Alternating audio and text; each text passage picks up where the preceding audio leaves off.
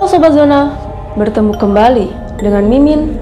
Saat ini kalian sedang menyaksikan Behind the Story dengan topik teror hantu kampus di Indonesia.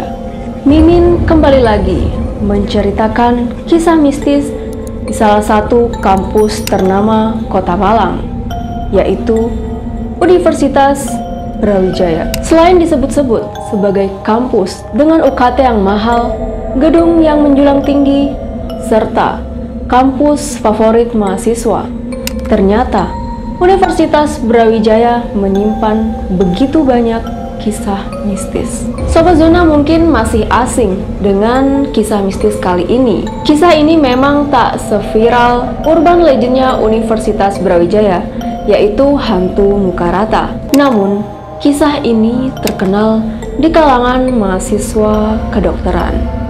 Ada apa dengan kedokteran UB? Cerita ini Mimin adaptasi dari Cerbung, cerita bersambung yang merupakan produk Zona Mahasiswa dengan judul Misteri Hantu Kadaver Universitas Brawijaya. So, silahkan Sobat Zona memposisikan diri yang paling nyaman, matikan lampumu, aktifkan mode horormu, and welcome to Behind the Story.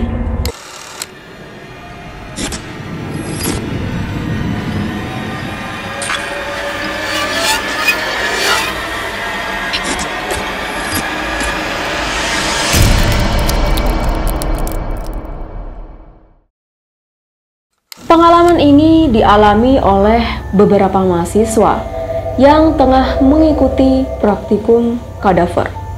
Salah satu di antaranya adalah Nisa, di mana kadaver ini istilah lainnya yaitu bedah anatomi.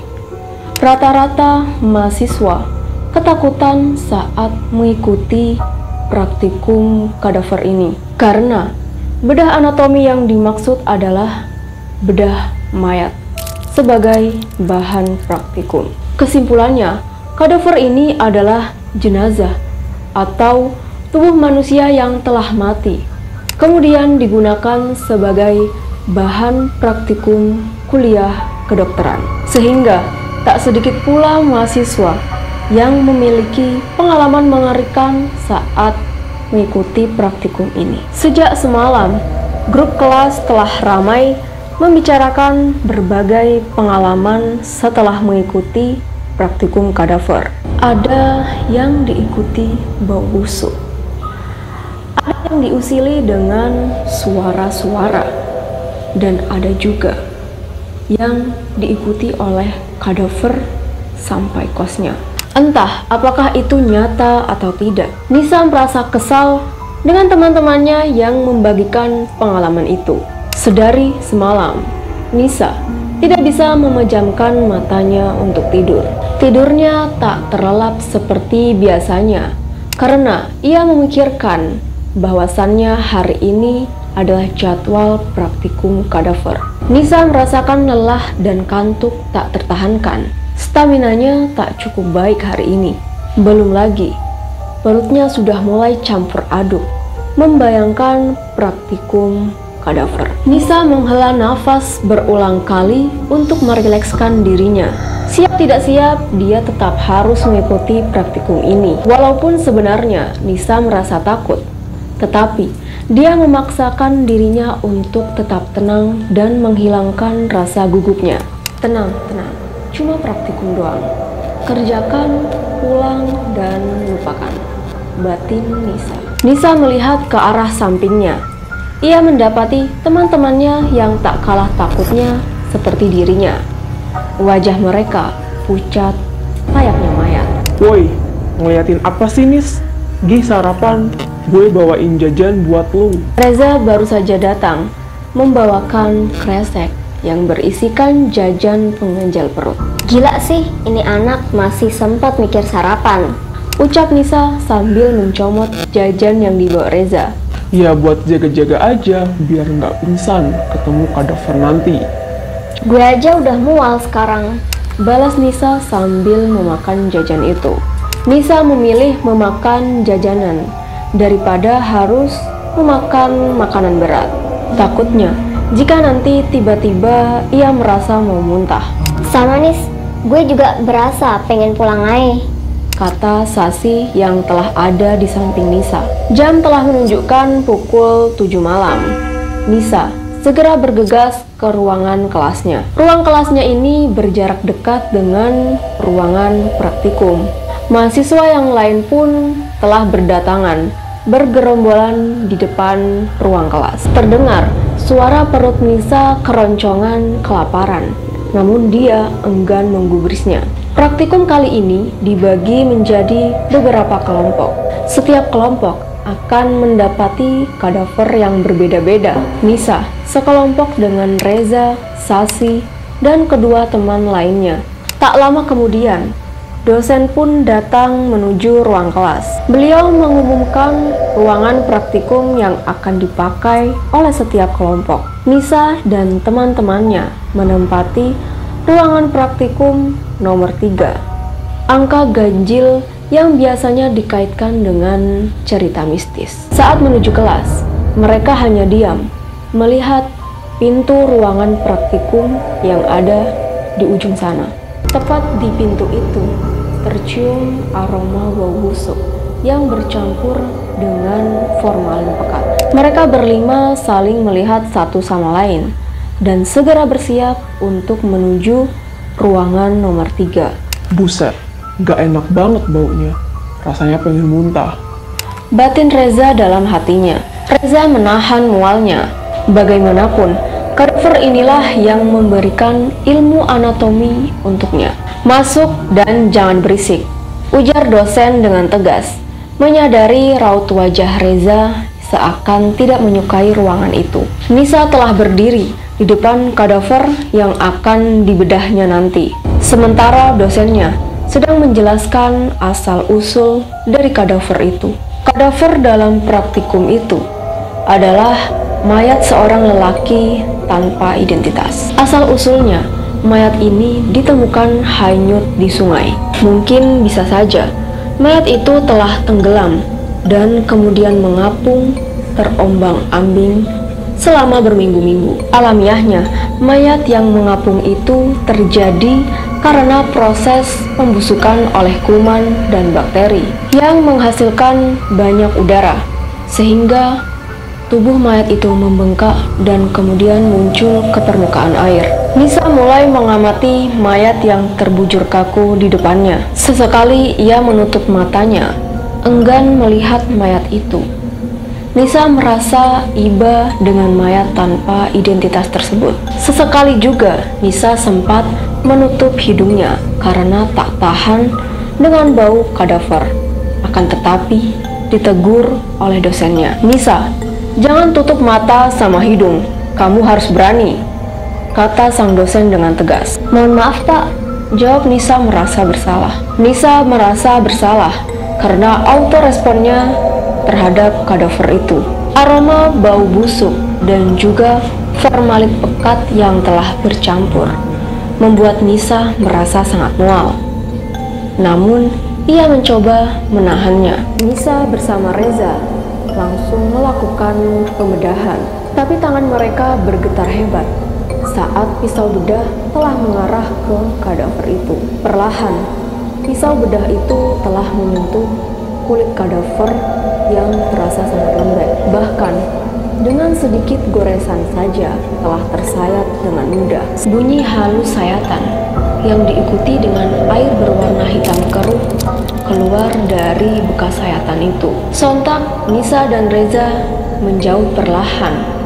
Bau busuk menyebar kembali. Sasi menunjukkan reaksi mau muntah. Tidak tahan dengan bau kadaver tersebut. Mendengar suara mual Sasi, dosen pun menegurnya. "Kamu ini mahasiswa kedokteran, harusnya terbiasa dengan hal-hal seperti ini," kata sang dosen dengan tegas. Sasi pun memohon maaf sembari membungkukkan kepalanya sedikit. Sepintas, pikiran Nisa melayang entah kemana. Dia membayangkan, praktikum kali ini saja sudah begini. Bagaimana kalau semester berikutnya? Ia tidak fokus dengan praktikum kadaver hari itu. Di sisi lain, sarung tangan Reza berubah menjadi warna hitam. karena bercampur air yang keluar dari tubuh kadaver itu. Tanpa rasa ragu, Reza kembali menyayat dengan lancar tubuh kadaver itu. Sementara Sasi dan dua temannya bergelut dengan rasa mual mereka. Akhirnya, setelah 2 jam lamanya, dosen menyudahi praktikum kadaver itu. Praktikum kali ini saya cukupkan. Kalian hanya perlu terbiasa melihat kadaver, terutama dengan baunya. Mengerti? Kata dosen itu dengan tegas. Mengerti, Pak, sahut Reza diikuti teman-temannya. Setelah dosen mengakhiri praktikum itu, para mahasiswa mulai merapikan peralatan yang digunakan untuk praktikum tadi. Kemudian mereka mencuci tangan berulang kali karena bau formalin tadi terasa sangat pekat oleh indera penciuman. Seperti bau busuk terus mengikuti mereka. Hingga akhirnya para mahasiswa meninggalkan ruangan praktikum. Tersisalah Reza, Nisa, Sasi, dan kedua teman lainnya. Reza masih berkutat dengan mayat itu, membuat Sasi dan kedua teman lainnya mengikuti jejak mahasiswa lain untuk keluar dari ruangan. Yang artinya, kini tersisa Reza, Nisa, bersama kadaver di ruangan praktikum itu. Nis, gue belum selesai nih. Tungguin ya, dikit lagi kok. Lo masih ngapain sih? Dosen bilang udah selesai dari tadi. Ini nanggung banget, tinggal dikit. Nyayat doang kok. Bandel banget jadi anak, Za. Udah cabut yuk, nggak enak tahu di sini. Bentar elah, buku amat. Reza ini terkenal sebagai mahasiswa yang ambis. Dia pandai menahan rasa takutnya demi ilmu mahal yang didapatkan dari praktikum kadaver. Udara dingin dan sunyi menyergap seluruh ruangan praktikum itu. Hembusan angin memberikan kesan aura berbeda untuk mereka berdua. Layaknya seperti ada seseorang yang sedang memantau mereka. Za, udah belum? Bawel banget sih lo, Nis. Bentar lagi kelar. Sabar napa? Reza pun akhirnya menghentikan aktivitasnya. Kemudian, Reza segera mencuci tangan dan mengemasi barang-barang yang digunakan untuk praktikum. Nisa celingukan mengintip bekas sayatan di tubuh kadaver itu. Sesekali, ia memicingkan mata dan juga menutup hidungnya. Lagi-lagi, Nisa tidak tahan dengan bau kadaver itu. Udah nih, yuk pulang, kata Reza. Mereka berdua langsung berjalan menuju. Za, kok nggak bisa pintunya? Jangan bercanda apa, Nis? Sini gue aja. Ucap Reza sembari menggantikan posisi Nisa menggenggam gagang pintu. Nis, nggak bisa juga. Pintunya macet nih. Kayaknya kita bakal kekunci di sini. Hah? Yang bener aja. Gue nggak mau sama kadaver itu. Lo kira gue mau apa? Tolong, bukain. Ada orang nggak? Usaha mereka nihil. Tidak ada orang sama sekali. Nisa semakin panik. Ditambah lagi, HP-nya berada di ruang kelas. Reza yang ikutan panik pun malah teringat dengan cerita horor tentang kadaver. Perlahan, Reza menoleh, melihat kadaver itu. Ternyata, kadaver itu masih berada di tempatnya. Tidak hidup seperti yang dibayangkannya. Reza bernafas sedikit lega. Namun sekarang malah Nisa yang ketakutan. Za, inget nggak? Tadi anak-anak cerita dosen yang jadi kadaver. Kok malah kepikiran ya gue? Jangan bilang yang cerita hantu kadaver itu bener loh. Sumpah sih pengen pulang. Nis, please deh. Jangan ngungkit cerita itu, apalagi kita seruangan dengan kadaver. Itu cuma omong kosong. Buat nakut-nakutin mahasiswa praktikan kayak kita. Mendengar hal tersebut, Nisa merasa sedikit lega, namun tetap masih merasa ketakutan karena seruangan dengan mayat atau kadaver itu. Reza masih terus berusaha membuka pintu dengan sekuat tenaga. Mereka juga bergantian satu sama lain, akan tetapi usaha mereka nihil. Terdengar suara langkah kaki yang mendekat ke arah ruangan praktikum. Shh, Nis, coba denger deh, ada yang jalan ke sini. Tolong, bukain siapa aja yang di depan pintu, tolong dong. Suasana menjadi hening. Tak ada lagi suara langkah kaki. Seakan hilang dengan sekejap. Wajah Nisa semakin panik. Dia mengira bahwasannya suara langkah kaki tadi adalah hantu yang usil kepada mereka. Raut wajah Reza semakin panik. Tetapi dia terus memikirkan cara untuk keluar dari ruangan itu. Reza kembali memegang gagang pintu. Dan tiba-tiba pintu yang tadinya tidak bisa terbuka kini terbuka dengan sangat lebar. Reza dan Nisa melihat ke arah pintu. Kemudian muncul seorang lelaki berumur, berpakaian formal layaknya seorang dosen. Reza dan Nisa akhirnya bernafas dengan lega. Kalian ngapain masih di sini? Itu Pak, tadi kita lagi praktikum, tapi kita pulangnya nggak bareng sama yang lain, terus kekunci di sini. Kalian lagi praktikum? Pak, Bapak masih mau di sini? Kita pulang dulu ya. Dia sedikit tidak sabar. Lelaki itu kemudian hanya mengangguk, tersenyum kepada mereka berdua. Anehnya, saat mereka berdua pamitan, lelaki itu tak mengucapkan sepatah kata pun. Nisa dan Reza meninggalkan ruangan itu. Sembari berjalan, Reza mengamati lelaki tadi, dan terlihat lelaki itu seperti membuka mulutnya, seakan mengajak Reza untuk berbicara. Reza mengira lelaki tadi itu berbicara kepadanya. Kemudian, Reza berlari menuju pintu ruangan praktikum untuk berbicara dengan lelaki itu. Kenapa Pak? Tanya Reza dengan nafas memburu. Lain kali, kalau sudah selesai praktikum cepat pulang. Oh, iya Pak. Maaf, permisi ya Pak. Ucap Reza yang kemudian menjauh dari lelaki itu dan hanya dibalas oleh lambaian tangan. Zah, lo ngapain kesana lagi sih? Cari hantu apa gimana? Teriak Nisa melihat Reza yang kembali lagi ke depan pintu ruangan praktikum nomor 3. Iya, ini gue jalan. Ujar Reza sambil berlari menuju arah Nisa. Reza dan Nisa akhirnya meninggalkan ruangan praktikum tadi dengan aman. Lo tadi balik ke ruangan itu ngomong sama siapa sih? Ya sama bapak itu lah, Nis. Siapa lagi? Tadi bapaknya tuh kayak manggil gue. Hah? Gila lu ya? Ingat nggak? Pas lo pamitan, itu bapaknya tuh langsung cabut gitu aja. Gue aja kaget. Lu balik lagi ke depan pintu ruangan tadi. Kirain barang lu ketinggalan atau apa. Tapi malah lihat lu ngomong sendiri di depan pintu. Serius lo, Nis? Nisa mengangguk mengiyakan ucapan Reza. Temannya itu terlihat diam membisu. Keringatnya mulai bercucuran. Sejenak suasananya berubah menjadi merinding. Mereka akhirnya mempercepat langkah untuk menuju gazebo. Kira-kira siapakah lelaki bersetelan dosen yang berbaik hati membukakan pintu untuk mereka? Sesampainya di gazebo, Reza dan Nisa langsung menceritakan pengalaman mereka kepada Sasi yang telah menunggu. Ciri-ciri bapaknya gimana?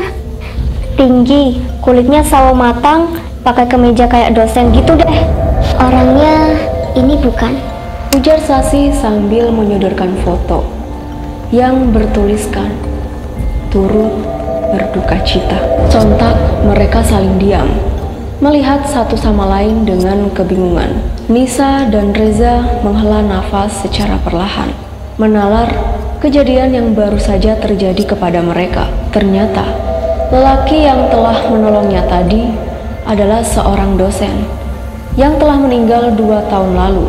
Kemudian, tubuhnya digunakan sebagai bahan praktikum kadaver. Seketika mereka merasa merinding dengan pengalaman yang baru saja terjadi. Akhirnya, mereka pun pulang ke kos masing-masing. Namun Reza masih tidak habis pikir dengan kejadian itu. Bahkan, ia terus memikirkannya sampai minggu berikutnya.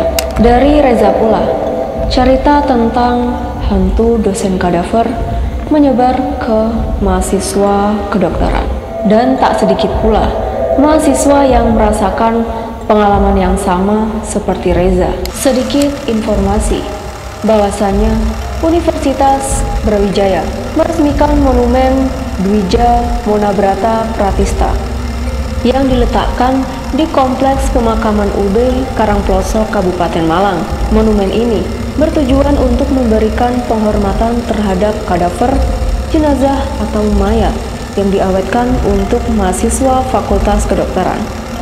Monumen Dwija Monabrata Pratistha diresmikan langsung oleh Rektor dan Dekan FKUB, di mana beliau juga menambahkan bahwasannya seorang dokter harus tahu anatomi tubuh manusia yang sesungguhnya, karena hal tersebut tidak bisa hanya belajar dari buku saja. Arti dari Dwija Monabrata Pratistha adalah guru bersemayam dalam diam. Selain monumen, jenazah yang sudah selesai digunakan juga dikuburkan sesuai dengan agama di lokasi tersebut. Gimana Sobat Zona? Apakah kalian percaya dengan adanya hantu kadaver? Khususnya mahasiswa Fakultas Kedokteran. Sobat Zona bisa percaya atau tidak, silahkan. Entah, apakah itu kisah nyata atau kisah yang dibuat-buat saja. Kalian juga bisa komentar di bawah, kampus mana lagi yang akan diulas kisah mistisnya. Jika kalian memiliki pengalaman horor selama di kampus, kalian bisa mengirim email kepada kami di email berikut ini. Oke, thank you for enjoy the video and see you next di kisah mistis kampus berikutnya.